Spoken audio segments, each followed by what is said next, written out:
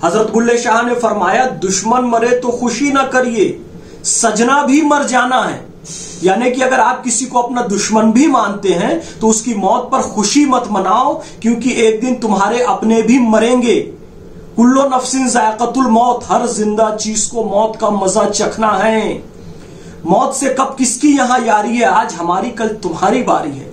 रोहित सरदाना की मौत पर चंद घटिया जहनियत के मुसलमानों ने जिस तरीके से अपनी जहनियत का मुजाहिरा किया है, ट्विटर पे, फेसबुक पे, व्हाट्सएप पे, इंस्टाग्राम पे और तमाम सोशल मीडिया में जिस तरीके से मजाक बनाया जा रहा है किसी की मौत पर, उससे लगता नहीं कि तुम लोगों ने नबी की सीरत से थोड़ी भी शिक्षा ली है, उनकी तालीमात से। पूरी दुनिया में ये कहते हुए घूम रहे हो कि गुस्ताखे नबी की एक ही सजा, सर तन से जुदा, सर तन से जुदा।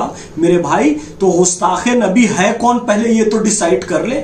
जो नबी की सीरत को नहीं जानता है, जिसे नबी की तालीमात की जानकारी नहीं, जो नबी की शिक्षाओं से नावाकिफ है और वो नबी के बारे में बेहुरमती करे, बेइज्जती करे, बेअदबी से उनके बारे में बात करे, वो बड़ा नबी का गुस्ताख है? या बड़ा नबी का गुस्ताख वो हुआ जो नबी की सुन्नतों को जानता है, नबी की सीरतों को जानता है, नबी की शिक्षाओं को जानता है, नबी की तालीमातों को जानता है, नबी के जीवन चरित्र को जानता है, फिर भी उनकी एक भी बात को नहीं मानता है और उनकी बेहुरमती और बेइज्जती करता है। तो सबसे बड़ा गुस्ताख नबी कौन हुआ?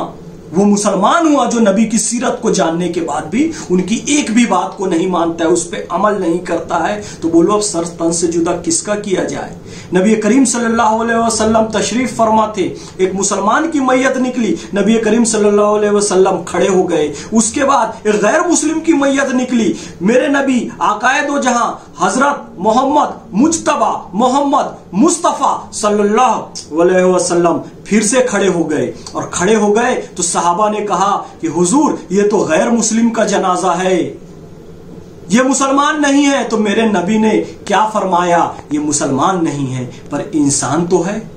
मेरे नबी ने यह तालीम दी, मुस्लिम मरे गैर मुस्लिम मरे, उसका मजाक मत बनाओ, सबकी इज्जत करना सीखो, तब इस दुनिया में तुम्हें इज्जत मिलेगी। व तु इज्जु मंतशा व तु जिल्लु मंतशा बेअदिकल खैर इन्नका अला कुल्ले शैइन कदीर। इज्जत और जिल्लत अल्लाह के हाथ में है, इसलिए दुनिया में वो काम ना करो जिससे तुम्हें जिल्लत मिले, वो काम करो जिससे तुम्हें इज्जत मिले। अल्लाह हर शय पर कादिर है और हम जिल्लत के काम करेंगे तो वही हमारे साथ हो रहा है। क्या हो रहा है? फिर आप कहते हैं कि हमें कोई नौकरी नहीं दे रहा है, कोई मुस्लिम फल वाले से सामान नहीं खरीद रहा है, एयरपोर्ट पर नंगा करके तलाशी ली जा रही है, कोई किराए का मकान नहीं दे रहा है। मेरे भाई, अपने नबी की सीरतों से गुस्ताखी करोगे तो तुम्हारे साथ तो यही होगा।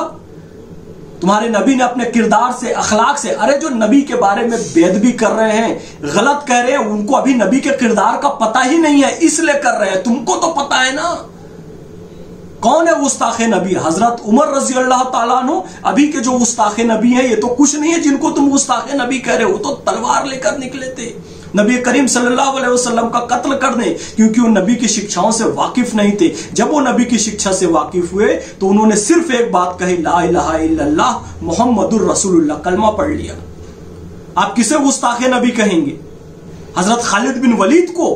हजरत खालिद बिन वलीद जब नबी की शिक्षाओं से, उनकी तालीमात से, उनकी शिक्षाओं से, सुन्नतों की जानकारी उनको नहीं थी, तब जंगे अहद में जो नबी करीम सल्लल्लाहु अलैहि वसल्लम के दंदाने शरीफ शहीद हुए, तो जो दुश्मन की फौज थी उसके लीडर हजरत खालिद बिन वलीद थे, जिस जंग में पैगंबर हजरत मोहम्मद सल्लल्लाहु अलैहि वसल्लम के दंदाने शरीफ शहीद हुए, क्योंकि उनको नबी की शिक्षाओं का ज्ञान नहीं था तब हजरत खालिद बिन वलीद को।